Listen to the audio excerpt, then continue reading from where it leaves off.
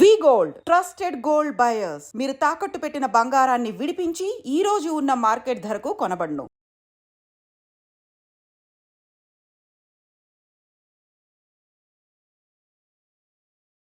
Welcome to I dream.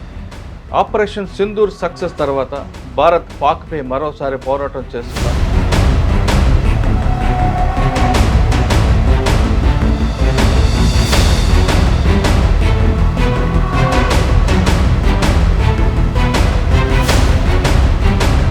Sir 3 యూనిట్లు ఎక్కడెక్కడ start అయ్యాయి? అంటే చూడండి, ఇప్పుడు వరకు మనకి ఈ ఆపరేషన్ గురించి తెలిసింది గట్టిగా 10% వరకు. ఎందుకంటే ఇది కాన్ఫిడెన్షియల్ ఇన్ఫర్మేషన్ కాబట్టి అంత తొందరగా బయటికి రాదు, చిన్నగా వస్తుంది. అంటే army, navy, air force 3 participate చేసినాయి. కానీ పార్టిసిపేట్ ఎలా చేసినాయి?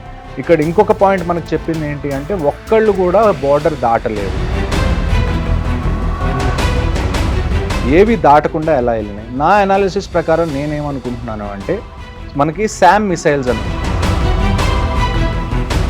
సో ఎయిర్ ఫోర్స్ నాకు తెలిసి గాల్లో ఉండి బోర్డర్ క్రాస్ అవ్వకుండా టార్గెట్స్ లాక్ చేసి ఇక్కడి నుంచే ఫైర్ చేసి ఉండొచ్చు. ఇంటర్నేషనల్ బోర్డర్ దాటి మరి వెళ్ళాం. ఇక్కడే correction.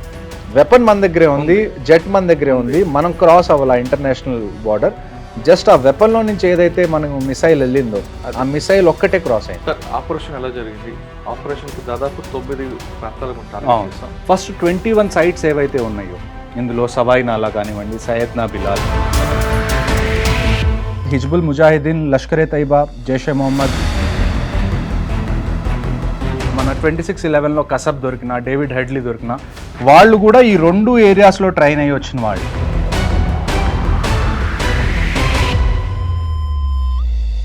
Welcome to I dream. Operation Sindoor success తర్వాత భారత్ పాక్పై మరోసారి పోరాటం చేస్తుందా? అసలు ఆపరేషన్ సింధూర్ ఎలా స్టార్ట్ అయింది, ఎప్పుడు ఎండ్ అయింది అనే విషయాలు మనతో మాట్లాడడానికి మాజీ మేజర్ హర్షవర్ధన్ గారు ప్రస్తుతం మనతో ఉన్నారు. అని అడిగి చాలా క్లారిటీగా తెలుసుకుందాం. సార్ నమస్తే అండి. జై హింద్ మురళి గారు. జై హింద్ సార్. సార్, మీ ముఖంలో కొంచెం వెలుగు కనిపిస్తుంది. అంటే ఒక ఆన్సర్ అయితే ఇన్ని రోజులు నేను ఇక్కడికి వచ్చి ఆన్సర్ చెప్పాల్సి వచ్చింది. ఫైనల్గా Indian army, air force, navy answer చెప్పారు. So I'm also very happy. Okay sir, నా హ్యాపీ సరిపోతుంటారా? ఇచ్చిన స్ట్రైక్ చాలంటారా? లేదండి, ఇది జరిగినందుకు నాకు ఆనందంగా ఉన్నా కానీ ఎక్కడో చోట దాన్ని ఏమంటారు, నేనైతే కంప్లీట్గా హ్యాపీగా అయితే లేను. మెయిన్గా 2 విషయాలండి. 2 కాదు, ఒక 3 విషయాలు చెప్తాను. ఫస్ట్ విషయం ఏంటంటే, ఇప్పుడు మనం ఇంతకుముందు ఉరీ చూసుకున్న, ఉరీ అటాక్ జరిగినప్పుడు మనం సర్జికల్ స్ట్రైక్ చేసాం. ఆ తర్వాత పుల్వామా జరిగినప్పుడు మనం బాలాకోట్ ఎయిర్ స్ట్రైక్ చేసాం. అప్పుడు కూడా దాదాపు మనం చేసింది ఇదే. అంటే అప్పుడు కొద్దిగా తక్కువ మంది టెర్రరిస్టులను చంపుండొచ్చు, ఇప్పుడు ఎక్కువ మందిని చంపుండొచ్చు. ఇంతకుముందు లాంచ్ ప్యాడ్స్ మీద మనం అటాక్ చేసి ఉండొచ్చు. ఇప్పుడు ఎక్కడైతే వాళ్ళని తయారు చేస్తారో, మదర్సాస్ ఏవైతే ఉన్నాయో వాళ్ళ మీద చేసాం. కానీ ఎందుకో నాకు ఇది ఇంకా తక్కువే అనిపిస్తుంది. అంటే మన Indian army, navy, air force కలిసి 1971 తర్వాత 3 యూనిట్స్, అంటే 3 ఆర్మీ, నేవీ, ఎయిర్ ఫోర్స్ 3 కలిసి చేసిన ఆపరేషన్ సింధూర్. సో దీన్ని 3 ఎంటిటీస్ ఉన్నాయి కాబట్టి ఇంకా క్యాపబిలిటీస్ ఎక్కువ ఉంటాయి. ఒకవేళ ఆర్మీ ఒక్కటే చేస్తే ఆర్మీ క్యాపబిలిటీస్ కొద్దిగా లిమిటెడ్గా ఉంటాయి. ఎందుకంటే ఆర్మీ దగ్గర ఫైటర్ జెట్స్ ఉండవు. అదే నేవీ, ఎయిర్ ఫోర్స్ అనుకోండి, అక్కడ ఫైటర్ జెట్స్ ఉంటాయి, మిసైల్స్ కొద్దిగా పెద్దవి ఉంటాయి. సో అలాగే 3 కలిసి చేసినప్పుడు ఇంకా పెద్ద ఎత్తున చేయాలని నేనైతే ఇప్పటికీ నమ్ముతున్నాను. అదొక విషయం నాకు ఇంకా నచ్చలేదు. 3వ విషయం ఏంటి అంటే, పూంచ్, రజౌరి అని జమ్మూలో ఏరియాస్ ఉన్నాయి. ఎప్పుడైతే మనం ఈ స్ట్రైక్స్ చేసామో ఆ తర్వాత పూంచ్, రజౌరిలో ఏవైతే ఇప్పుడు మనం పాకిస్తాన్ మీద అటాక్ చేయాలనుకోండి, ఇప్పుడు అక్కడ టెర్రరిస్ట్ క్యాంప్స్ ఉన్నాయి కాబట్టి వాటి మీద మనం బాంబ్స్ అవి ఇవి వేసాం. అదే ఇండియాలో పాకిస్తాన్ అటాక్ చేయాలనుకోండి, ఇటువైపు ఏం టెర్రరిస్ట్ క్యాంప్స్ లేవు వాళ్ళు వేయడానికి. సో వాళ్ళు డైరెక్ట్గా సివిలియన్స్ని టార్గెట్ చేసి పూంచ్, రజౌరి ఏరియాలో కనీసం 15 మంది సివిలియన్స్ చనిపోయారు. ఒక రకంగా చూసుకుంటే అది మనం ఆ విషయంలో ఓడిపోయామన్న విషయాన్ని మనం గమనించాలి. ఎందుకంటే మొన్న పహల్గామ్లో 26 మంది చనిపోయారు, ఇవాళ సివిలియన్స్ 15 మంది చనిపోయారు. అంటే నేను ఇంతకు ముందు కూడా మీతో మాట్లాడినప్పుడు చెప్పాను, యుద్ధం లాంటిది ఏదైనా జరిగితే సివిలియన్స్ లైఫ్ కూడా థ్రెట్ ఉంటుంది అని. కానీ పాస్ట్లో ఒకసారి చూసుకుంటే కాశ్మీర్ వైపు ఎక్కువగా ఆర్టిలరీ షెల్లింగ్ అనేది జరగదు కంపారిటివ్గా చూసుకుంటే. ఎందుకంటే కాశ్మీర్లో ఎక్కువ ముస్లిం పాపులేషన్ కాబట్టి అక్కడ ఆర్టీ షెల్లింగ్ చేస్తే లోకల్స్కి, సివిలియన్స్కి ఏమన్నా అయితే వాళ్ళకి సపోర్ట్ దొరకదని చెప్పి పాకిస్తాన్ అటువైపు ఎక్కువ షెల్లింగ్ చేయదు. కానీ జమ్మూ వైపు ఏదైతే ఉందో, జమ్మూ రీజన్ ఎక్కడైతే మిక్స్డ్ పాపులేషన్ ఉందో, ఎక్కడైతే హిందూస్, ముస్లిమ్స్ అందరూ అన్ని మతాల వాళ్ళు ఉంటారో అటువైపు ఎక్కువగా షెల్లింగ్ చేసేది. ఇప్పటి నుంచనే కాదు, గత 30 సంవత్సరాల నుంచి కూడా ఎప్పుడన్నా జేఎండ్కేలో షెల్లింగ్ చేయాలి అంటే పాకిస్తాన్ మెజారిటీ టైం మనకి జమ్మూలోనే షెల్లింగ్ చేస్తారు. అది మనకి తెలిసినా కానీ, అంటే ఖచ్చితంగా చేస్తారని తెలిసినా కానీ కొద్దిగా ప్రోయాక్టివ్గా అక్కడ ఉన్న సివిలియన్స్ని ముందు ఎవాక్యువేట్ చేసి ఉండాల్సింది బోర్డర్ ఏరియా. మనకి హిస్టరీ చెప్తుంది కదండి జమ్మూలో కొడతారని, మరి ఎందుకు? అదే కదండి, ఇప్పుడు ఇది Jammu and Kashmir law and order కిందకు వస్తుంది, ఇది స్టేట్ లా అండ్ ఆర్డర్ కింద. అక్కడ ఉన్న అఫీషియల్స్ కొద్దిగా ప్రోయాక్టివ్గా ఎందుకు తీసుకోలేదన్నది వాళ్ళే చెప్పాలి. ఇది ఇప్పటికైనా మంచిదైంది, ఇప్పుడైతే వాళ్ళని ఎవాక్యువేట్ చేశారు మొత్తం, కానీ కొద్దిగా ముందు చేసుంటే ఆ 15 ప్రాణాలు కూడా మిగిలి ఉండేయని నా ఉద్దేశం. ఓకే సార్, ఒకసారి ఆపరేషన్కి వెళ్దామండి. అవును, ఆపరేషన్కి ఎప్పటి నుంచో ఎప్పుడా ఎదురు చూస్తుంటే ఫైన్ డే ఒకసారి ఆయన అవును. అంటే మనకి 7th మాక్ డ్రిల్స్ అని చెప్పి ఇక్కడ చెప్పి 6th 7th నైట్నే వాళ్ళు అక్కడ మాక్ డ్రిల్స్ చేయించారు వాళ్ళ చేత. సార్ 3 యూనిట్లు ఎక్కడెక్కడ స్టార్ట్ అయి ఉంటాయి? అంటే చూడండి, ఇప్పుడు వరకు మనకి ఈ ఆపరేషన్ గురించి తెలిసింది గట్టిగా 10% వరకే, ఎందుకంటే ఇది కాన్ఫిడెన్షియల్ ఇన్ఫర్మేషన్ కాబట్టి అంత తొందరగా బయటికి రాదు, చిన్నగా వస్తుంది. అంటే ఇంతకుముందు సర్జికల్ స్ట్రైక్స్ అయినప్పుడు కానివ్వండి, ఎయిర్ స్ట్రైక్స్ అయినప్పుడు కానీ వెంటనే ఏ విషయం బయటికి రాదు కాన్ఫిడెన్షియాలిటీ వల్ల. ఇందులో ఇప్పుడు వరకు మనకు తెలిసిన విషయం ఏంటి అంటే army, navy, air force 3 participate చేసినాయి. కానీ పార్టిసిపేట్ ఎలా చేసినాయి? ఇక్కడ ఇంకొక పాయింట్ మనకు చెప్పింది ఏంటి అంటే ఒక్కళ్ళు కూడా బార్డర్ దాటలేదు. కానీ మనం చూసుకోవాల్సింది ఏంటంటే across LC, across international border రెండింటిని దాటి మనం టార్గెట్స్ని అటాక్ చేసాం. ఏవి దాటకుండా ఎలా వెళ్ళినాయి? నా అనాలిసిస్ ప్రకారం నేనేమనుకుంటున్నాను అంటే మనకి శామ్ మిసైల్స్ అని ఉంటాయి. అంటే శామ్ అంటాం మనం, సర్ఫేస్ టు ఎయిర్ మిసైల్. అంటే భూమి మీద నుంచి మనం మిసైల్ వదిలిపెడితే అది వెళ్ళి గాల్లో తగలడం కానీ, లేకపోతే సర్ఫేస్ టు సర్ఫేస్ మిసైల్స్ ఉంటాయి, అవి ఆర్మీ దగ్గర ఉన్నాయి. సో ఆర్మీ నాకు తెలిసి సర్ఫేస్ మిసైల్స్ యూజ్ చేసి అక్కడ డిస్ట్రక్షన్ చేసి ఉండాలి. ఎయిర్ ఫోర్స్ వాటికి మనం బేసిక్గా ఈ ఆపరేషన్లో 2 రకాల మిసైల్స్ ఖచ్చితంగా వాడాం. ఒకటి హ్యామర్, ఒకటి స్కాల్ప్ అని, ఈ 2 పేర్లు. ఈ హ్యామర్ అనేది ఫ్రాన్స్ నుంచి తెచ్చుకున్న మిసైల్స్, ఈ స్కాల్ప్ అనేది బ్రిటిష్, ఫ్రాన్స్ కలిసి తయారు చేసిన మిసైల్స్ అనమాట. వీటిని మనం లాంగ్ రేంజ్ గైడెడ్ మిసైల్స్ అంటాం, గైడెడ్ క్రూయిజ్ మిసైల్స్ అంటాం. సో ఇవి మనం ఒకవేళ మనం లోపలికి ఎంటర్ అవ్వకపోయినా మనం బార్డర్ దగ్గర ఉండి మన ఎయిర్ క్రాఫ్ట్ గాల్లో పెట్టి అక్కడి నుంచి ఫైర్ చేసినా కానీ చాలా దూరం వెళ్ళి ఎనిమీ టార్గెట్స్ని టార్గెట్ చేసేంత క్యాపబిలిటీస్ ఉన్న మిసైల్స్ ఇవి. సో ఎయిర్ ఫోర్స్ నాకు తెలిసి గాల్లో ఉండి బార్డర్ క్రాస్ అవ్వకుండా టార్గెట్స్ లాక్ చేసి ఇక్కడి నుంచే ఫైర్ చేసి ఉండొచ్చు. మరి నేవీ ఎలా ఇన్వాల్వ్ అయింది అంటే నేను అనుకోవడం ఏంటి అంటే మనకి ఎయిర్ క్రాఫ్ట్ క్యారియర్ ఉన్నాయి, ఐఎన్ఎస్ అరిహంట్ అని కానివ్వండి, లేకపోతే ఐఎన్ఎస్ విక్రాంత్ కానివ్వండి, ఇలాంటి ఎయిర్ క్రాఫ్ట్ క్యారియర్స్ ఉంటాయి.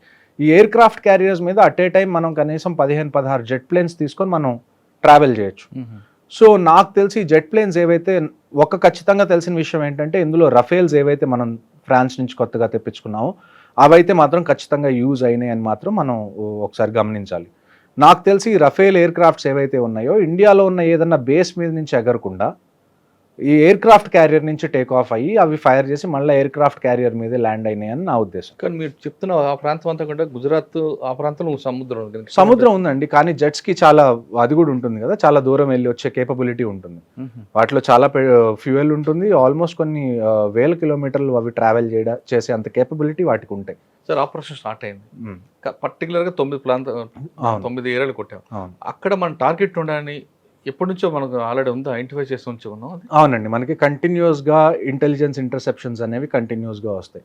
మీరు ఆపరేషన్ని పర్టికులర్గా చూసుకుంటే మనం 1 గంట 5 నిమిషాలకి స్టార్ట్ చేసి 1:30 కల్లా మనం అవగొట్టాం. అంటే జస్ట్ 25 నిమిషాల్లో 9 లొకేషన్లో 24 స్ట్రైక్స్ మనం చేయగలిగిన క్యాపబిలిటీ మనది. అంటే ఒక అరగంటలో మనం ఎంత డ్యామేజ్ చేయగలిగామో మీరు చూడొచ్చు.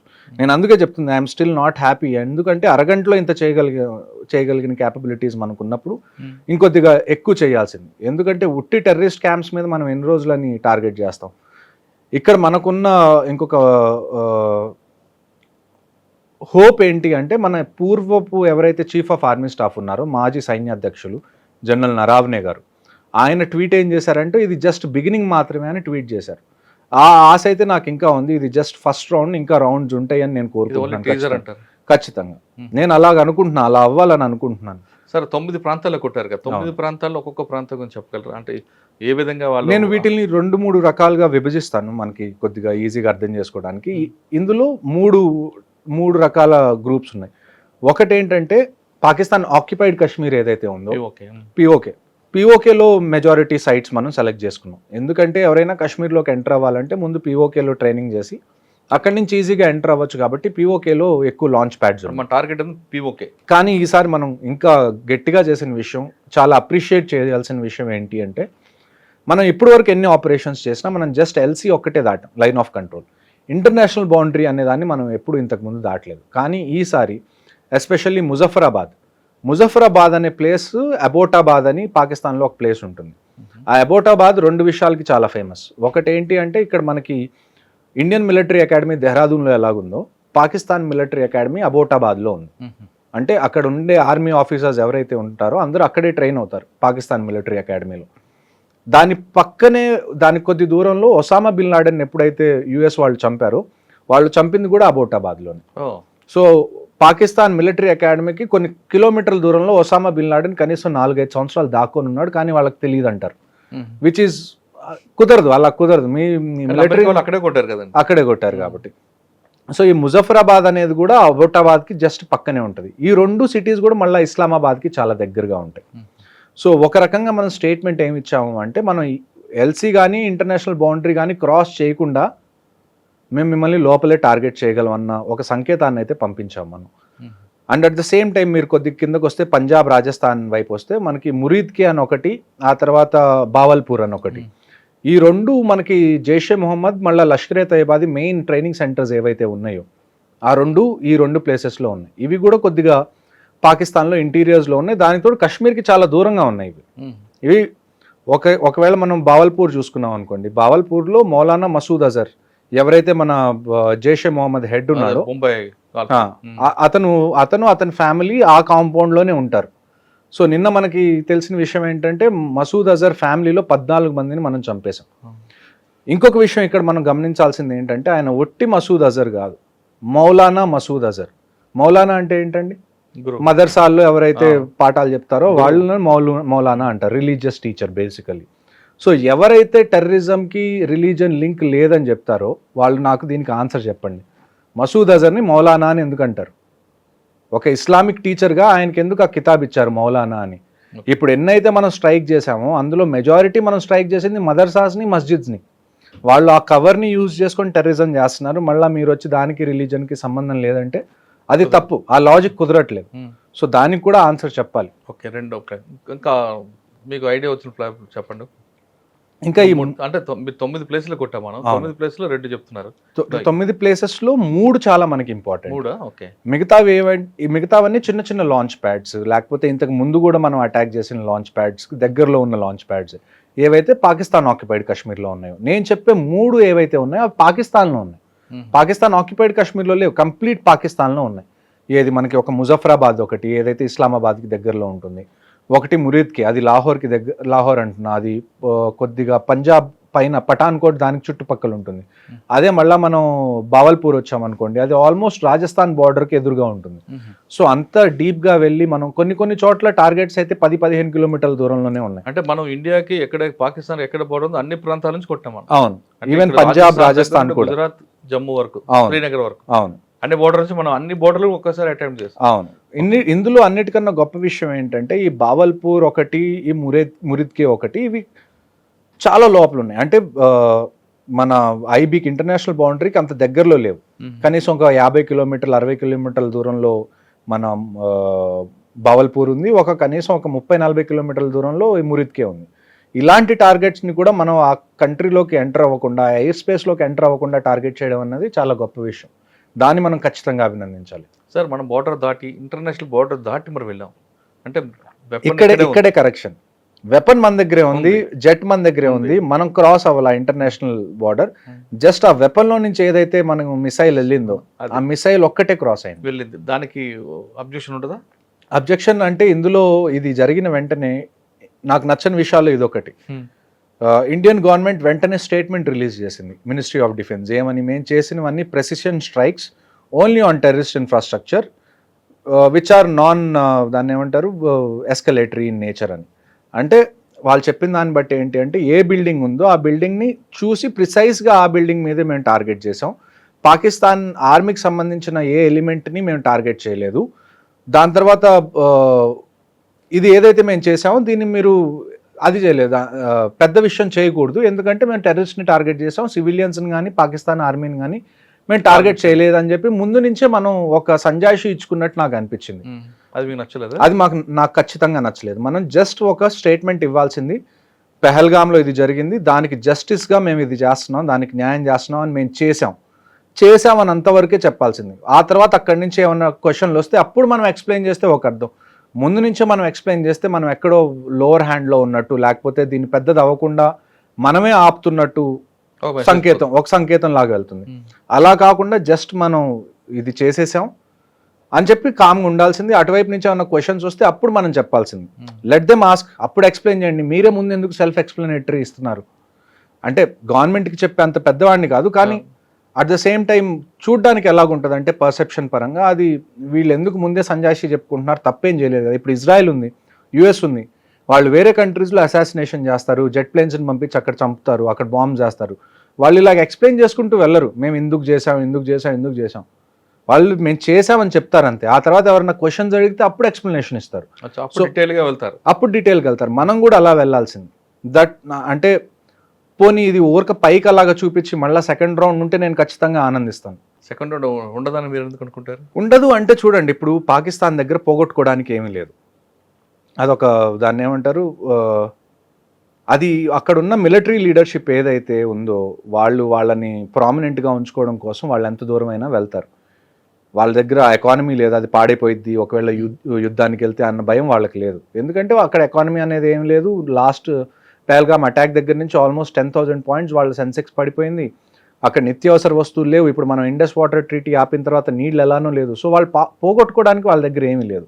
సో ఆ సిచ్యువేషన్ని కూడా మనం ఒకసారి కన్సిడరేషన్లోకి తీసుకోవాలి. అంటే చచ్చిన పాము చంపకూడదు అన్నట్లు ఒక రకంగా అలా చెప్పచ్చు. కానీ పీఓకేని పూర్తిగా హ్యాండ్ ఓవర్ చేసుకుంటే అయిపోద్ది కదండి. పీఓకేని హ్యాండ్ ఓవర్ చేసుకోవాలన్నా కానీ మనం పాకిస్తాన్ ఆర్మీతో ఫైట్ చేయాలి. ఎందుకంటే పీఓకే ఏరియా ఏదైతే ఉందో అందులో పాకిస్తాన్ ఆర్మీ ఫుల్ ప్రెజెన్స్ ఉంది వాటికి కూడా. సో తీసుకోకూడదా అని అడిగితే ఖచ్చితంగా మనం తీసుకోవచ్చు. ఆ కేపబిలిటీ కూడా మనకుంది. నేను ఇందాక మీకు చెప్పినట్టు ఇవాళ జరిగింది నాకు తెలిసి ఇండియన్ ఆర్మర్డ్ ఫోర్సెస్ కేపబిలిటీలో గట్టిగా 1% కూడా మనం యూస్ చేయలేదు. 1% యూస్ చేయలేకపోతేనే మనం 25 నిమిషాల్లో ఇంత చేయగలిగాం. అదే మనం ఫుల్ కేపబిలిటీస్ వాడితే పీఓకే తీసుకోవడం పెద్ద విషయం కాదు మనకి. కానీ అది తీసుకునే ముందు మనం దాని నుంచి కాన్సిక్వెన్సెస్ ఏముంటాయి, వాటికి రెడీగా మనం ఉన్నామా అన్న విషయాన్ని మన గవర్నమెంట్కి అనిపిస్తే then we will go ahead. Sir, ఆపరేషన్కి వెళ్ళే ముందు అన్ని డిపార్ట్మెంట్ కూడా ముందు అలర్ట్ చేస్తారట కదా? నాకు తెలిసి చూడండి, ఇలాంటి సీక్రెట్ ఆపరేషన్స్ ఎలాగుంటాయి అంటే లాస్ట్లో నాకు తెలిసి కొన్ని గంటల ముందే ప్లాన్ బయటికి రిలీజ్ అవుతుంది. అంతకు ముందు వరకు కూడా కనీసం ఒక 2-3 ప్లాన్లు ఎక్స్ట్రా పెట్టుకొని ఉంటారు. ప్లాన్ బి, ప్లాన్ సి లాగా కనీసం ABC 3 ప్లాన్స్ అయితే కనీసం మినిమం ఉంటాయి. ఎందుకంటే ఇలాంటి సీక్రెట్ ఆపరేషన్స్లో కొన్నిసార్లు ఇన్ఫర్మేషన్ లీక్ అవ్వడానికి కూడా ఛాన్సెస్ ఉంటాయి. ఒకవేళ ఇన్ఫర్మేషన్ లీక్ అయింది అనుకోండి, మనం ముందు నుంచే అనుకున్న ఆపరేషన్ మనం అప్పుడు తలపెడితే వాళ్ళు ఆల్రెడీ రెడీగా ఉంటారు, ఇన్ఫర్మేషన్ లీక్ అయింది కాబట్టి. సో ఇలాంటి ఆపరేషన్స్ ఎలాగుంటాయంటే మనం ముందే ఒక 3-4 ఆప్షన్స్ రెడీగా పెట్టుకుంటాం. అందులో లాస్ట్లో కొన్ని గంటలు మిగిలిందన్నగానే ఏ ఆపరేషన్ అనేది ఫైనల్ అవుతుందో అప్పుడు చెప్తారు. దాన్ని బట్టి అప్పటి వరకు అందరూ ప్రాక్టీస్ చేస్తూ ఉంటారు. ఒకసారి ఫైనల్ ఆర్డర్స్ వచ్చిన తర్వాత వాళ్ళు ఏదైతే ఆపరేషన్ని ఫైనల్ చేశారో దాన్ని వాళ్ళు కంప్లీట్ చేస్తారు. ఆపరేషన్ ఫైనలైజ్ అయిన తర్వాత ఆపరేషన్ స్టార్టింగ్ ఎంత టైం ఉంటుంది మధ్యలో? నాకు తెలిసి ఇలాంటి సీక్రెట్ ఆపరేషన్స్కి హార్డ్లీ 2 hours కన్నా నాకు తెలిసి ఎక్కువ టైం ఉండదండి. ఒకేసారి మొత్తం ఇన్ని రకాలుగా ఈ యాంగిల్లో కొట్టాలంటే దానికి ఎంత ప్లాన్ ఉండాలి? దానికి తోడు కరెక్ట్గా ఇది జరిగే కొన్ని నిమిషాల ముందే ఇండియన్ ఆర్మీ కూడా ఇన్స్టాగ్రామ్లో పోస్ట్ పెట్టింది, వి విల్ ఫైండ్ యూ అని. సో ఫస్ట్ మనం ఒక ఇండికేషన్ ఇచ్చాం, మేము మిమ్మల్ని ఎక్కడ దాక్కున్నా కనిపెడతాము అని. ఆ కనిపెట్టి మరీ కొట్టారు, చెప్పి మరీ చేసినట్టు ఒక రకంగా. అక్కడి నుంచి మళ్ళీ రిటాలియేషన్ కూడా మనకు వస్తుంది ఈ పూంచ్ రజౌరీలో. సార్, ఆపరేషన్ ఎలా జరిగింది? ఆపరేషన్ కి దాదాపు 9 ప్రాంతాలకు టార్గెట్ చేసాం. ఏ బేస్ నుంచి ఎక్కడ వెళ్ళాం, ఎలా చేసుకోవచ్చు అని ఒకసారి ఎక్స్ప్లెయిన్ చూడండి. మొత్తం ఇక్కడ ఇంకొక పేరు ఒకటి ఉంది, బావల్పూర్ అని. ఓకే, ఇది ఉంది చూసారా, బావల్పూర్. ఇది 21st నేమ్. సో మొత్తం నాకు తెలిసి ఇప్పుడు వరకు ఉన్న మన ఇన్ఫర్మేషన్ ప్రకారం ఫస్ట్ 21 సైట్స్ ఏవైతే ఉన్నాయో ఇందులో సవాయి నాలా కానివ్వండి, సయ్యద్నా బిలాల్, మస్కరే అక్సా, చేలాబందీ, అబ్దుల్లా బిన్ మసూద్, దులాయి, గడి హబీబుల్లా, బట్రాసి, బాలాకోట్ మనకి ఐడియా ఉండాలి, ఇంతకు ముందు కూడా మనం చేసాం. సో ఇవన్నీ ఆల్మోస్ట్ ఎక్కడైతే మనం ఇంతకు ముందు పుల్వామా అప్పుడు చేసిన ఎయిర్ స్ట్రైక్స్ అప్పుడు చేసిన ఏరియా అది. సో ఏవైతే మెయిన్గా ఎక్కడైతే టెర్రరిస్ట్ ఇన్ఫ్రాస్ట్రక్చర్ ఉందని మనకు తెలుసో అవన్నిటిని మనం ముందే మన దగ్గర ఉన్న ఇన్ఫర్మేషన్ ఇంటెలిజెన్స్ని బట్టి రఫ్గా ఒక 21 నేమ్స్ మనం షార్ట్ లిస్ట్ చేశారు ఇండియన్ గవర్నమెంట్. ఆ 21 నేమ్స్లో కూడా మళ్ళా ఏవైతే 9 ప్లేసెస్ ఉన్నాయో అవి లాస్ట్ డేకి నేను ఇందాక మీకు చెప్పినట్టు ఆల్మోస్ట్ ఒక 3-4 సెట్ ఆఫ్ ఆపరేషన్స్ అనేవి ఉంటాయి. అందులో లాస్ట్ 2 hours 1 hour ఎప్పుడైతే మిగిలి ఉంటుందో ఆ టైంలోనే లాస్ట్లో ఎక్కడైతే మనం ప్లాన్ చేసి అటాక్ చేయాలనుకుంటున్నాం ఆ పేర్లు బయటకు వస్తాయి. సార్ 21 షార్ట్ లిస్ట్ అయినాయి. అందులో మళ్ళీ షార్ట్ లిస్ట్ అయ్యి ఫైనల్ గా 21 అయితే ఉన్నాయి ఇప్పుడు మనకి. 21 అయితే ఐడెంటిఫైడ్ మనం కొట్టాం. ఈ 21 కొట్టాలని ముందు అనుకున్నారా లేదా అన్నది మనకి తెలియదు. కానీ లాస్ట్ లో మటుకు ఏమైంది అంటే ఇందులో 9 ఏవైతే హై లెవెల్ టార్గెట్స్ ఉన్నాయో ఆ టార్గెట్స్ ని ఖచ్చితంగా మనం డిస్ట్రాయ్ చేయాలని చెప్పి 21లో నుంచి 9 అయితే వాళ్ళు సెలెక్ట్ చేసుకొని దానిలో ఫైర్ చేశారు. సో ఈ 21st నేమ్ ఏంటంటే బావల్పూర్. ఈ బావల్పూర్ మీరు చూసుకుంటే చూడండి ఎంత దూరం ఉందో ఇక్కడ నుంచి. ఇక్కడ అమృత్సర్ మనం అనుకుంటే బావల్పూర్ ఇంకా కింద ఉంటుంది. సో ఆల్మోస్ట్ చాలా లోపల. మనం ఆ 9 ఏవైతే ఉన్నాయో ఇదిగోండి ఈ 9 మనం అర్థం చేసుకుంటే మనకి క్లియర్గా అర్థం అవుతాయి. ఇందులో చూసుకుంటే మనకి 9 సైట్స్ మెయిన్ ఇంపార్టెంట్. అందులో ఇది వచ్చేసి మనకి జైషే మొహమ్మద్, లష్కరే తైబా, జైషే మొహమ్మద్, హిజ్బుల్ ముజాహిదీన్, లష్కరే తైబా, జైషే మొహమ్మద్, హిజ్బుల్ ముజాహిదీన్, లష్కరే తైబా, జైషే మొహమ్మద్. సో మేజర్గా చూసుకుంటే ఈ 3 మనకున్న అతిపెద్ద థ్రెట్స్. ఆ టీఆర్ఎఫ్ అన్నది ఏదైతే ఉందో ది రెసిస్టెన్స్ ఫ్రంట్ అన్నది వాళ్ళు అది కూడా ఈ ఎల్ఈటీ జైషే మొహమ్మద్ అంటే లష్కరే తైబా జైషే మొహమ్మద్దే ప్రాక్సీ అంటే ఒక బినామీ కంపెనీ లాగా మనం అనుకోవచ్చు. మెయిన్ అయితే ఈ 2 ఇప్పుడైతే బాగా యాక్టివ్గా ఉన్న టెర్రరిస్ట్ ఆర్గనైజేషన్స్ వ్యాలీలో ఒకటి ఎల్ఈటీ, ఒకటి జైషే మొహమ్మద్, లష్కరే తైబా. ఇప్పుడు ఈ 9 టార్గెట్స్ ఏవైతే ఉన్నాయో ఈ 9 టార్గెట్స్ని మనం 3 విధాలుగా అర్థం చేసుకుంటే మనకి క్లియర్గా ఆపరేషన్ అర్థం అవుతుంది. ఈ 1 అనేది ఏది? ఈ 1 అనేది మనం చూసుకుంటే మర్కజ్ సుభానల్లా, బావల్పూర్, జైషే మొహమ్మద్. సో మీరు ఒకసారి చూడండి, జమ్మూ అండ్ కాశ్మీర్ ఇక్కడ ఉంది. ఇక్కడ సమ్వేర్ అరౌండ్ మనం ఆల్మోస్ట్ ఇది రాజస్థాన్ అనుకుంటే ఇది పంజాబ్, ఇది పంజాబ్ రాజస్థాన్ మధ్యలో బార్డర్ అనుకున్నాం. సో ఈ బావల్పూర్ అనేది ఏదైతే ఉందో అది ఆల్మోస్ట్ ఇండియన్, ఇదంతా మనకి ఇంటర్నేషనల్ బౌండరీ. ఇదంతా ఏదైతే ఉందో ఇది పిఓకే, ఇది Kashmir, okay, Jammu and Kashmir. Okay, so ఇలాగ అనుకోవచ్చు. సో ఇవైతే ఏమున్నాయో ఈ మధ్యలో ఉన్న టార్గెట్స్ ఏవైతే ఉన్నాయో ఈ 3, 4, 6, 8 లాంటి టార్గెట్స్ ఏవైతే ఉన్నాయో వీటిని మనం పిఓకేలో ఏవైతే టెర్రరిస్ట్ లాంచ్ ప్యాడ్స్ ఉన్నాయో అవి అనుకోవచ్చు. ఈ 9, 7, 5, 2 and 1 ఇవేవైతే ఉన్నాయో ఇవన్నీ పాకిస్తాన్ లోపల ఉన్న టెర్రరిస్ట్ క్యాంప్స్. అంటే అన్నిటికన్నా మెయిన్ ఇంపార్టెంట్ ఈ 2 అండి. ఫస్ట్ది ఏంటంటే బావల్పూర్, సెకండ్ది ఏంటంటే మురీద్కే. ఈ రెండిట్లో ఏంటి అంటే ఫస్ట్ మనం దీని గురించి మాట్లాడుకుందాం. బావల్పూర్ మౌలానా మసూద్ అజర్ ఎవరైతే మన జైషే మొహమ్మద్కి ఎవరైతే హెడ్ ఉన్నాడో అతనిది ఇక్కడ ఒక మర్కజ్ ఉంది. అక్కడ చాలామంది ట్రైన్ అవుతారు. ఇన్ఫ్యాక్ట్ ఎవరైతే మన 26/11లో కసబ్ దొరికినా, డేవిడ్ హెడ్లీ దొరికినా వాళ్ళు కూడా ఈ 2 ఏరియాస్లో ట్రైన్ అయ్యి వచ్చిన వాళ్ళు. ఓకే, వాళ్ళు కశ్మీర్ వైపు ట్రైన్ అవ్వలేదు, వాళ్ళు పంజాబ్ అండ్ రాజస్థాన్ వైపు ట్రైన్ అయ్యి ఇటువైపు వచ్చారు నీళ్ళ గుండా అంటే ఓషన్ గుండా. సో ఈ రెండోది మనకి ఉన్నది ఏంటి అంటే మురీద్కే. ఈ 2 ఒక రకంగా చూసుకుంటే ఇంటర్నేషనల్ బౌండరీ దగ్గర నుంచి చాలా లోపలికి ఉంటుంది. ఇది ఒక ఆల్మోస్ట్ నాకు తెలిసి ఇది ఒక 50 to 70 కిలోమీటర్స్ ఉండే ఛాన్స్ ఉంది ఇంటర్నేషనల్ బార్డర్ దగ్గర నుంచి ఈ బావల్పూర్ అనేది ఏదైతే ఉందో. అదే మనం మురీద్కే చూసుకుంటే మురీద్కే కూడా ఆల్మోస్ట్ 30 to 50 కిలోమీటర్స్ రేంజ్లో అయితే ఖచ్చితంగా ఇంటర్నేషనల్ బార్డర్ దగ్గర ఉంటుంది. ఆ తర్వాత మనకి మెయిన్గా మనం అటాక్ చేసింది ఏంటంటే సర్జల్, అంటే ఇది తెరాకలాన్, సియాల్కోట్ కూడా చాలా ఇంపార్టెంట్ పాయింట్. అక్కడ కూడా చాలా టెర్రరిస్ట్ యాక్టివిటీస్ అనేవి జరుగుతాయి. బర్నాలా, కోట్లీలో 2 మనం. ఆ తర్వాత ముజఫరాబాద్ అనేది 7 if I'm not wrong 8 Muzaffarabad. ఇక్కడ ఈ ముజఫరాబాద్ అనేది కూడా చాలా ఇష్యూ ఉన్న ప్లేస్. ఈ ముజఫరాబాద్ ఇందాక మనం మాట్లాడుకుంటున్నప్పుడు ముజఫరాబాద్ అనేది ఇస్లామాబాద్కి చాలా దగ్గర, అబోటాబాద్ కూడా చాలా దగ్గర. ఇంకోటి ఈ 9 అనేది ఇది. ఈ 2 ముజఫరాబాద్లో 2, కోట్లీలో 2, ఆ తర్వాత పంజాబ్లో 1, రాజస్థాన్ ఎదురుగా అంటే ఇక్కడ ముల్తాన్ ఏరియా వస్తుంది. ఆ ఏరియాలో ఈ 2 టార్గెట్స్ అనేది ఈ 2 కన్నా కానీ ఈ 5 టార్గెట్స్ ఏవైతే ఉన్నాయో అంటే ఇంటర్నేషనల్ బౌండరీ దాటి ఈ పాకిస్తాన్ లోపల ఉన్నవి అటాక్ చేయడం అనేది ఇది చాలా చాలా కొత్తగా చేసింది. అంటే చాలా అభినందించాల్సిన విషయం. ఎందుకంటే ఎయిర్ క్రాఫ్ట్స్ ఏవైతే ఉన్నాయో అవి ఎంటర్ అవ్వలేదు. ఇక్కడ వరకే ఆగిపోయినాయి ఎయిర్ క్రాఫ్ట్స్. ఇక్కడ నుంచి ఫైర్ చేసి లోపల ఉన్న టార్గెట్స్ని మనం డిస్ట్రాయ్ చేసాం. ఇదే టైంలో మనకి చాలా మిస్ఇన్ఫర్మేషన్ వస్తుంది. ఏమని అంటే మనవి కూడా ఒక 5-6 జెట్ ప్లేన్స్ వాళ్ళు కింద పడేశారు, వాళ్ళు కూల్చేశారు, అది డ్రోన్లు కూడా కూల్చారు. ఇక్కడ మనకు వచ్చే క్వశ్చన్ ఏంటి, లాజిక్ ఎక్కడ మ్యాచ్ అవ్వదు అంటే మనం అసలు మన ఎయిర్ క్రాఫ్ట్స్ని బార్డరే దాటించకపోతే వాళ్ళు ఎలా కూల్చేశారు.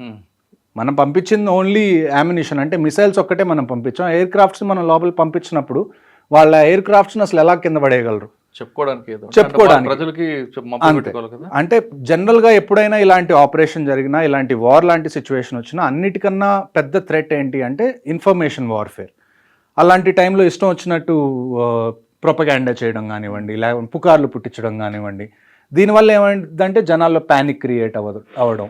ఇప్పుడు మనకు ఒక న్యూస్ వస్తుంది, అది నిజమో కాదో మనం తెలుసుకోకముందే మనం షేర్ చేసేసాం, ఒక 2 గంటల్లో జరగాల్సిన డ్యామేజ్ మొత్తం జరిగిపోతుంది. అది ఫ్యాక్ట్ చెక్ అయ్యి అది అబద్ధం అని తెలిసేసరికి 2 గంటలు అయిపోతుంది. సార్ ఇప్పుడు 9 అటాక్లు చేశారు కదా. అవును.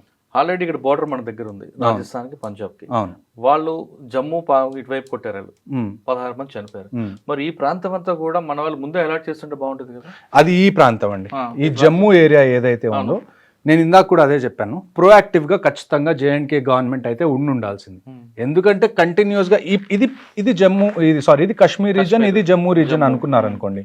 ఇప్పుడు వరకు నేను చూసిన దాంట్లో ఎప్పుడైనా షెల్లింగ్ జరిగితే ఇటువైపు షెల్లింగ్ వచ్చే ఛాన్సెస్ ఆల్మోస్ట్ 0. కానీ ఈ ఏరియా మాత్రం కంటిన్యూస్గా కొన్ని సంవత్సరాల నుంచి ఎప్పుడు ఇండియా పాకిస్తాన్ మధ్యలో సీజ్ ఫైర్ వైలేషన్ అయినా కానీ ఈ రజౌరి మోస్ట్లీ 2 ఉన్నాయి. రజౌరి ఒకటి, పూంచ్ ఒకటి, పూంచ్ సెక్టర్, ఈ 2 జమ్మూలో ఉన్నాయి. ఇవన్నీ దగ్గరలో ఉండే. సాంబా సెక్టర్ కూడా జమ్మూ ఏరియాలోనే ఉంటాయి. ఈ వీటితో పాటు RS4 కూడా ఎఫెక్టెడ్ కదా. అవునండి. అవన్నీ ఇప్పుడు ప్రస్తుతం మనకు అందిన ఇన్ఫర్మేషన్ ప్రకారం వెస్ట్ సైడ్లో ఉన్న ఏవైతే మేజర్ ఎయిర్పోర్ట్స్ ఉన్నాయో ఆ ఎయిర్పోర్ట్స్ కూడా మూసేయడం జరిగింది, including Uttarakhand, Himachal also. So ప్రస్తుతం ఇంకొక విషయం ఇవాళ ఉదయం తెలిసింది ఏంటి అంటే, ఇక్కడ లాహోర్ ఉంటుంది, ఇది ఐ థింక్ లాహోర్, ఇది లాహోర్లో కూడా ఎయిర్పోర్ట్ మీద 3 బ్లాస్ట్లు జరిగినాయి. అది ఇండియా చేసిందా లేకపోతే డ్రోన్ ఇండియా వదిలిపెడితే డ్రోన్ వెళ్ళి అక్కడ పడి చేసిందా అన్నది ఇంకా బయటికి రాని విషయం. కానీ ఇవాళ ఉదయం కూడా 3 బ్లాస్ట్లు అయితే లాహోర్ ఎయిర్పోర్ట్లో జరిగినాయి, ఎయిర్పోర్ట్ ఆ చుట్టుపక్కల. సార్ ఎక్కువ థ్రెట్ మనకి ఇటువైపు కనిపిస్తుంటుంది. చూడండి, వార్ ఒకవేళ మీరు టెర్రరిజం ఆపరేషన్స్ చూసుకున్నారనుకోండి, ఈ ఏరియా మనకి థ్రెట్ ఎక్కువ. కొద్దిగా మనం చూసుకుంటే పఠాన్ కోట్ ఏదైతే పంజాబ్ బార్డర్ విలేజెస్ ఉన్నాయో ఇక్కడ కొద్దిగా థ్రెట్ ఉంది తప్ప మిగతాది ఐ డోంట్ థింక్ బార్డర్స్ దగ్గర అయితే కంప్లీట్ వార్ అవుతుంది తప్ప థ్రెట్ లాంటివి చిన్నవేవి ఇక్కడైతే అయ్యే ఛాన్సెస్ తక్కువ. ఎందుకంటారు? ఎందుకంటే ఇక్కడ ఇంటర్నేషనల్ బౌండరీ కాబట్టి, ఇక్కడ BSF ఆల్రెడీ ఉంటుంది కాబట్టి ఇక్కడ మనకి ఇష్యూ ఉండదు. ఇక్కడ మనకున్నది LC కాబట్టి LC ఒక ఖచ్చితమైన రేఖ అని మనం పరిగణించాం దాన్ని. ఇంటర్నేషనల్ బౌండరీకి ఒక శాంక్టిటీ ఉంటుంది, కానీ LCకి ఒక శాంక్టిటీ ఉండాల్సిన అవసరం లేదు. సో అందుకని ఇక్కడ మనకు అటాక్స్ ఎక్కువ జరుగుతాయి కంపారిటివ్లీ ఇక్కడ జరిగిన దానికన్నా. సార్ ఇప్పుడు మీరు చెప్తున్నట్లుగా ఈరోజు కూడా 2 జరిగాయి అంటున్నారు లాహోర్ మీద. దీనికి రిటాలియేషన్గా వాళ్ళు ఏం చేసే అవకాశం ఎక్కడ ఉండొచ్చు? చూడండి, నా అంచనా ప్రకారం అయితే ఈ ఇంటర్నేషనల్ బౌండరీ ఏదైతే ఉందో దీన్ని వాళ్ళు కదిలించరు. వాళ్ళు ఎంత చేసినా కానీ నాకు తెలిసి ఈ POK నుంచి కాశ్మీర్లో చేస్తారు, లేకపోతే టెర్రరిస్ట్ పంపించి అలాగే ఏమైనా చేయొచ్చు, లేకపోతే జమ్మూ అండ్ పఠాన్కోట్ సెక్టర్ ఏదైతే ఉందో అక్కడ షెల్లింగ్ చేసే అవకాశం ఉంది తప్ప కిందకు వస్తే వాళ్ళంతటి వాళ్ళు యుద్ధాన్ని ప్రకటించినట్టే. సో ఈ ఇంటర్నేషనల్ గేమ్ ఇక్కడే ఆడాలి, ఎందుకంటే ఇక్కడ LC ఉంది కాబట్టి. ఇంటర్నేషనల్ బౌండరీకి ఒక పవిత్రత ఉంటుంది, ఆ పవిత్రతని వాళ్ళు ఏమన్నా, ఇప్పుడు మనం నిన్న క్రాస్ చేసాం ఇంటర్నేషనల్ బౌండరీ, కానీ క్రాస్ చేసినా కానీ మనం ఎప్పుడు పాకిస్తాన్ మిలిటరీ ఇన్ఫ్రాస్ట్రక్చర్ కానివ్వండి, లేకపోతే పాకిస్తాన్ దగ్గర ఉన్న ఎక్విప్మెంట్ని కానివ్వండి, సివిలియన్స్ని కానీ మనం టార్గెట్ చేయలేదు. మనం ఓన్లీ టార్గెట్ చేసింది జస్ట్ టెర్రరిస్ట్ క్యాంప్స్ ఏవైతే ఉన్నాయో వాటిని టార్గెట్ చేశాం. కాబట్టి ఒక రకంగా చూసుకుంటే ఆ ఇంటర్నేషనల్ బౌండరీకి ఉన్న పవిత్రతని మనం నిలబెట్టాం, డిస్టర్బ్ చేయకుండా వీలైనంత తక్కువ చేయగలిగినంత మనం చేసాం. కానీ వాళ్ళు ఒకవేళ కనుక ఇంటర్నేషనల్ బౌండరీ క్రాస్ చేశారు అనుకోండి, లేకపోతే క్రాస్ చేయడానికి ట్రై చేస్తే మాత్రం ఖచ్చితంగా మన వైపు నుంచి కూడా రిటాలియేషన్ ఉంటుంది గట్టిగా. సార్ ఇదంతా ఒక పార్ట్ పెట్టండి, అసలు ఆ రోజు ఈ విధంగా వచ్చారు, లోపలికి వెళ్ళి వచ్చారు వాళ్ళు. చూడండి, అది మీరు ఒకసారి POK ఏరియా ఏదైతే ఉందో ఇక్కడ మనకి కంటిన్యూస్గా terrorist launch pods, terrorist training centres అనేవి ఎప్పటి నుంచో ఉన్నాయి. ఇప్పుడు బాలాకోట్ ఎయిర్ స్ట్రైక్ జరిగినప్పుడు కూడా ఇక్కడ ఉన్నవే మనం అన్ని డ్యామేజ్ చేసాం, కానీ వెంటనే మళ్ళీ పుట్టుకొచ్చినాయి పుట్టుకొడుగుల్లాగా. సో ఇక్కడి నుంచి వాళ్ళు కాశ్మీర్లోకి పాసెస్ ఉంటాయి, కొన్ని కొన్నిసార్లు నదుల్లో నుంచి వస్తారు, కొన్నిసార్లు Caves ఉంటాయి, మంచు పడడం tunnels వల్ల ఉంటాయి, tunnels. టన్నల్స్ ఉంటాయి. మంచు పడడం వల్ల ఫెన్సింగ్ ఏదైతే ఉంటుందో ఫెన్సింగ్ కూలిపోవడం కానివ్వండి, దాని మీద నుంచి ఎక్కి రావడం కొద్దిగా ఈజీ అవుతుంది. పాసెస్ కొన్ని తెరుచుకుంటాయి, వింటర్ పాసెస్ ఏవైతే మూసేసి ఉన్నాయో సమ్మర్ స్టార్ట్ అవగానే అవి ఓపెన్ అవుతాయి. సో అటువైపు నుంచి వచ్చి వాళ్ళు ముందే ఏదైతే ఫారెస్ట్ ఉందో ఆ ఫారెస్ట్లో వాళ్ళు ముందే దాక్కున్నారు. ఆ ఫారెస్ట్లో దాక్కొని అక్కడి నుంచి పహల్గామ్లో అటాక్ జరిగిందని చెప్పి నాకు తెలిసిన ప్యాటర్న్. సార్ వీళ్ళకి లోకల్ వాళ్ళు సపోర్ట్ చేశారనేది వాస్తవం అంటారా? ఖచ్చితంగా ఉందండి. ఇప్పుడు ఇంకొక విషయం ఏం జరిగిందంటే రీసెంట్గా వీళ్ళకి ఎవరైతే లాజిస్టిక్స్ ప్రొవైడ్ చేశారో, పహల్గామ్ అటాక్ చేసిన వాళ్ళకి ఎవరైతే లాజిస్టిక్స్ ప్రొవైడ్ చేశారో ఒక వ్యక్తి వాళ్ళకి తిండి పెట్టడం కానీ వాళ్ళు ఉండడానికి ఏరియా ఇవ్వడం కానీ, అతన్ని ఆర్మీ పట్టుకోవడానికి వెళ్తే అతను తప్పించుకుందామని చెప్పి నదిలో దూకి ట్రై చేస్తే చనిపోయాడు. సో లోకల్స్ది ఖచ్చితంగా ఇందులో ప్రమేయం ఉంది. అందుకే ఈ ఇన్సిడెంట్ జరిగిన వెంటనే 1500 మంది ఆన్ గ్రౌండ్ వర్కర్స్ని Indian army, Jammu and Kashmir police arrest చేసి వాళ్ళని ఇంట్రాగేట్ చేసిన తర్వాత వచ్చిన న్యూస్ని బట్టి అతన్ని పట్టుకోవడానికి వెళ్ళారు. ఓకే సార్, ఇదంతా ఒక పార్ట్ అండి. కానీ పహల్గామ్లో చేసిన అటాక్ ఆ నలుగురు ఇప్పుడు దొరుకుతారండి. ఆ నలుగురు వాళ్ళే కదా ఇంపార్టెంట్. చూడండి, ఇప్పుడు మీరు మొక్కలు పీకేయడం కన్నా కానీ దాన్ని ఏవైతే వేర్లు ఆకులు తుంచడం కన్నా వేర్లు నుంచి బయటికి పెకిలించి తీయడం కరెక్ట్ అప్రోచ్ అని నా ఉద్దేశం. ఈ నలుగురు ఖచ్చితంగా దొరుకుతారు, వీళ్ళు ఎక్కువ టైం పట్టదు. ఈ రోజుకి నాకు తెలిసి 2 వారాలు అవుతుంది మన అటాక్ అయ్యి. నాకు తెలిసి ఈ మంత్ అయిపోయే లోపల, మే అయిపోయే లోపల ఆ నలుగురిలో కనీసం 2 అయినా చనిపోతారని చెప్పి నేను ఖచ్చితంగా చెప్పగలను. సార్ వాళ్ళకు బాగా కరడు కట్టిన వాళ్ళు టెర్రరిస్టులు కాబట్టి వాళ్ళు 3-4 డేస్ అయినా ఫుడ్ లేకపోయినా ఉండిపోతారు ఈ ప్రాంతంలో అనేది. కరుడు కట్టిన టెర్రరిస్ట్ కన్నా కూడా అందులో ఒక్కడెవరైతే ఉన్నాడో హాషిమ్ మూసా అని, అతను పాకిస్తాన్ పారా కమాండో, ఇంతకుముందు ఆర్మీ నుంచి తను రిటైర్ అయిపోయి తను టెర్రరిజంలో చేరాడు. సో మెయిన్ మనం పట్టుకోవాల్సిన వాళ్ళు ఎవరన్నా ఉన్నారు అంటే దట్ షుడ్ బి మూసా. ఎందుకంటే అతన్ని పట్టుకుంటే అతని దగ్గర ఉన్న క్రెడిబుల్ ఇన్ఫర్మేషన్ ఏదైతే ఉందో, అంటే తను పాకిస్తాన్ ఆర్మీలో ఇంతకుముందు చేశాడు అని తెలిస్తే దాన్ని మనం UN దాకా ఎస్కలేట్ చేయొచ్చు. సో అందుకని చెప్పి వీళ్ళని పట్టుకోవడం చాలా ఇంపార్టెంట్. నాకు తెలిసి ఇండియన్ ఆర్మీ, JNK పోలీస్ ఖచ్చితంగా పనిలో ఉంటారు. ఈ పనిలో ప్రతి చోట నుంచి ఇన్ఫర్మేషన్ గ్యాదర్ చేసి వాళ్ళని పట్టుకోవడానికి నాకు తెలిసి ఈ మంత్ ఎండ్ లోపల కనీసం 2 అయితే వాళ్ళు చనిపోతారని నేను షూర్గా చెప్పగలను. ఓకే సార్, ఫైనల్గా చెప్పండి, ఈ ఇష్యూ జరుగుతుంది, ఇది ఇప్పుడు ఆగేది కాదు, కానీ ప్రజల వైపు నుంచి ఏం సహకారం కావాలండి? ప్రజల వైపు నుంచి సహకారం ఎలాగుంటుందంటే అండి, ఇప్పుడు ఫర్ ఎగ్జాంపుల్ పోలీసు, ఆర్మీ కాకుండా ప్రతి పౌరుడు, ప్రతి జాబ్ అనేది చాలా ఇంపార్టెంట్. ఈ టైంలో వార్ జరిగినప్పుడు ఫర్ ఎగ్జాంపుల్ ఇప్పుడు మనం మాక్ డ్రిల్స్ గురించి మాట్లాడుకున్నాం. 7వ తారీఖు మనం మాక్ డ్రిల్ చేయాలి అని అనుకున్నాం. ఒకవేళ నిజంగా ఇక్కడ ఒక పాకిస్తానీ ఫైటర్ జెట్ వచ్చి హైదరాబాద్ మీద బాంబు వేయాలని అనుకుంది, ఇందులో అందరికన్నా పెద్ద పాత్ర ఎవరిది ఉంటుందో తెలుసా అండి? Line man. ఒక ఎలక్ట్రిసిటీ డిపార్ట్మెంట్లో లైన్ మెన్ ఎవరు ఉంటారో, లేకపోతే సబ్ స్టేషన్లో ఎవరైతే ఈ ఎలక్ట్రిసిటీ మొత్తాన్ని మేనేజ్ చేస్తున్నారో వాళ్ళ మీద కూడా చాలా ప్రెషర్ ఉంటుంది, వాళ్ళ మీద కూడా ఒక బాధ్యత ఉంటుంది. ఒకవేళ ఎయిర్ ఫోర్స్ ఫైటర్ జెట్స్ వస్తున్నాయి అనుకోండి, మొత్తం బ్లాక్అవుట్ చేయాలి, అంటే లైట్స్ ఏమీ కనపడకూడదు. మీకు మాక్ డ్రిల్లో రీసెంట్గా మీరు చూసుంటారు, లైట్స్ అన్ని ఆపుకొని ఇంట్లోనే ఉండాలి అని. అలాంటి టైంలో ఒక లైన్ మ్యాన్కో లేకపోతే ఒక సబ్ స్టేషన్ ఎవరైతే చూసుకుంటున్నారో వాళ్ళకి ఒక ఐడియా ఉండాలి, ఎప్పుడు మనం లైట్స్ అన్ని ఆపేయాలి. వస్తుందని ఎలా తెలుస్తుంది? అది గవర్నమెంట్ నుంచి వీళ్ళకి ఇన్ఫర్మేషన్ వస్తుంది, పోలీస్ నుంచి ఇన్ఫర్మేషన్ వస్తుంది. సో ప్రతి మనిషి వాళ్ళ పనులు ఏవైతే, ఇప్పుడు కొన్ని లైన్స్ అంటాం మనం, లైన్ ఆఫ్ కమ్యూనికేషన్ అంటాం. లైన్ ఆఫ్ కమ్యూనికేషన్లో మనకి ఏమొస్తాయి? రోడ్స్ వస్తాయి, రైల్వే ట్రాక్స్ వస్తాయి, ఎలక్ట్రిసిటీ వైర్స్ వస్తాయి, ఫోన్ వైర్స్ వస్తాయి, ఆ తర్వాత మనకి గ్యాస్ కానీ లేకపోతే ఆయిల్ పైప్ లైన్స్ ఉంటాయి, అవి వస్తాయి. ఆ తర్వాత మనందరం ఇంటర్నెట్ వాడుతున్నాం, ఆప్టికల్ ఫైబర్ కేబుల్ వేసి ఉంటుంది గ్రౌండ్ లోపల. ఇవన్నీ చాలా ఇంపార్టెంట్. సో వీటిల్లో ఏది డ్యామేజ్ అయినా కానీ అవి రిపేర్ అయిపోయే లోపల, లేకపోతే వాటిని మళ్ళీ కొత్తది ఇన్స్టాల్ చేయడానికి చాలా టైం పడుతుంది. సో ఎవరైతే గ్రౌండ్ మీద ఉంటున్నారో ఈ వైటల్ ఏవైతే ఉన్నాయో, రోడ్స్ కానివ్వండి, రైల్వేస్ కానివ్వండి, లేకపోతే ఎలక్ట్రిసిటీ వైర్స్ కానివ్వండి, పైప్ లైన్స్ కానివ్వండి, వాటర్ సప్లై కానివ్వండి, ఇలాంటివన్నీ ఏమి డ్యామేజ్ అవ్వకుండా, ఒకవేళ డ్యామేజ్ అవుతున్నా ఎవరన్నా చేస్తున్నా దాన్ని వెంటనే అధికారులకు దృష్టికి తీసుకెళ్లడం ప్రతి సివిలియన్ చేయాల్సిన పని. ఇందులోనే ఇంకొక గొప్ప విషయం వచ్చేది ఏంటి అంటే NCC cadets. మన దగ్గరున్న యూత్లో అందరికన్నా most disciplined and trained force ఏదన్నా ఉంది అంటే అది national cadet core. NCC cadets కూడా ఏం చేస్తారంటే ఒకవేళ వార్ వచ్చింది అనుకోండి, ఇక్కడ నుంచి చాలామంది ఫ్రంట్ లైన్స్కి వెళ్ళిపోతారు, పోలీసులు కూడా చాలా విషయాల్లో బిజీ అయిపోతారు. అలాంటి టైంలో రోడ్ మేనేజ్మెంట్ కానివ్వండి, ట్రాఫిక్ మేనేజ్మెంట్ కానివ్వండి, ఎక్కడన్నా పోలీసులకు కూడా ఎక్స్ట్రా మ్యాన్ పవర్ కావాలనుకోండి, అలాంటి టైంలో ఎన్సీసీ కెడెట్స్ కూడా పోలీసులకి హెల్ప్ చేస్తారు, లా అండ్ ఆర్డర్కి హెల్ప్ చేస్తారు. వాళ్ళతో పాటు భారత్ స్కౌట్ కూడా ఉంది కదా. అవును, వాళ్ళు కూడా వస్తారు. కాకపోతే ఎన్సీసీ ఏంటంటే ఆర్మీతో చాలా క్లోజ్గా ట్రైన్ చేస్తుంది కాబట్టి వాళ్ళకి కొన్ని విషయాలు ఎన్ఎస్ఎస్ కానివ్వండి, లేకపోతే స్కౌట్స్ అండ్ గైడ్స్ కానీ వాళ్ళకి తెలియనివి వీళ్ళకి తెలిసే అవకాశం ఎక్కువ ఉంటుంది. అంటే వాళ్ళు కూడా రోడ్డు మీదకి వచ్చి ఖచ్చితంగా అండి, ప్రతి ఒక్కళ్ళు రావాల్సిన అవసరం వస్తుంది ఒకవేళ నిజంగా కనుక వార్ వస్తే. సరే, వాళ్ళిద్దరు కాకుండా ఆ రెండు ఏజెన్సీస్ కాకుండా సివిల్ అన్న కామన్ మ్యాన్ కూడా ఏం చేయాలి? కామన్ మ్యాన్ అదే కదండి, ఇప్పుడు మీరు ఇంటి దగ్గర ఉన్నారు, మీ ఇంటి దగ్గర ఎవరో ఒక రోడ్డు మీద గుంత దవ్వుతున్నారు చాలా పెద్దది, అటువైపు నుంచి. ఇప్పుడు హైదరాబాద్ సికింద్రాబాద్లో కూడా మనకి కంటోన్మెంట్స్ ఉన్నాయి. రేపు వార్ అయితే ఇక్కడి నుంచి ఎక్విప్మెంట్ తీసుకొని వీళ్ళు కూడా వెళ్తారు కదా.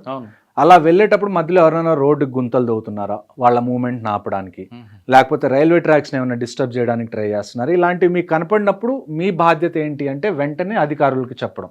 ఇక్కడ ఎవరన్నా వచ్చి రోడ్ల మీద అనవసరంగా గుంతలు దవ్వుతున్నారు, ఆర్మీ కాన్వాయ్ వెళ్తుంటే. ఇంకొక విషయం ఏంటి అంటే అన్నిటికన్నా చాలా ఇంపార్టెంట్ విషయం మిలిటరీ ఆపరేషన్స్లో సీక్రసీ, కాన్ఫిడెన్షియాలిటీ. అది ఎప్పుడు పోతుంది అంటే ఇక్కడి నుంచి మనం ఎక్విప్మెంట్ తీసుకొని వెళ్తున్నప్పుడు దాని ఫోటోలు తీయడం, వీడియోలు తీయడం, దాన్ని పోస్ట్ చేయడం.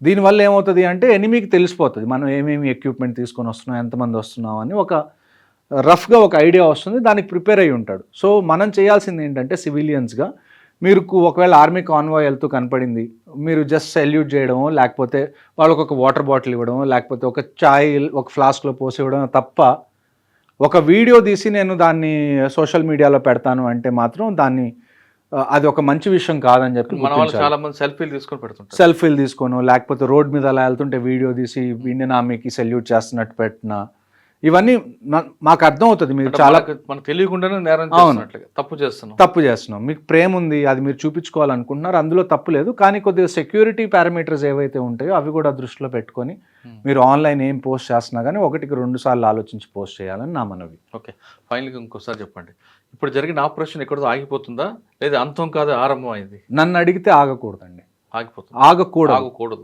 ఎందుకు అంటే ఇంతకుముందు మనం ఉరి జరిగినప్పుడు కూడా మనం సర్జికల్ స్ట్రైక్స్ చేసాం, టెర్రరిస్ట్నే చంపాం. ఆ తర్వాత పుల్వామా జరిగింది, బాలాకోట్ ఎయిర్ స్ట్రైక్స్ చేసాం, మనం టెర్రరిస్ట్నే చంపాం. ఇప్పుడు మళ్ళీ ఇది పహల్గామ్ అయింది, మళ్ళీ మనం అటాక్ చేస్తున్నాం, టెర్రరిస్ట్నే చంపుతున్నాం.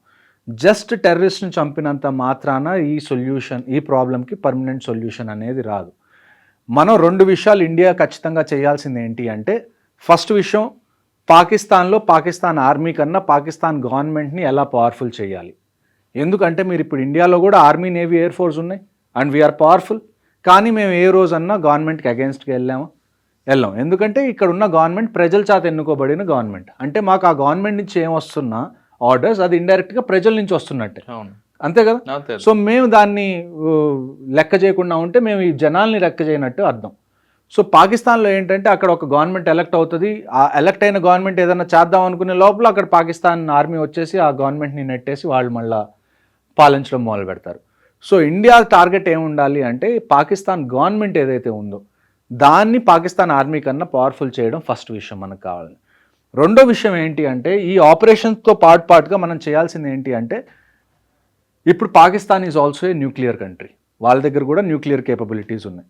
మనం ఏమేం డాక్యుమెంట్స్ లేకపోతే ఏమేం ప్రూఫ్స్ కలెక్ట్ చేసి మనం యునైటెడ్ నేషన్స్లో ఎలాగ అపీల్ చేయాలి అంటే, ఇలాంటి పనులు పాకిస్తాన్ చేస్తుంది కాబట్టి యుఎన్ షుడ్ మేక్ షూర్ పాకిస్తాన్ని డీన్యూక్లియరైజ్ చేయాలి. పాకిస్తాన్ దగ్గర న్యూక్లియర్ అసెట్స్ ఉంటే కోతికి కొబ్బరి చెప్పు ఉన్నట్టే.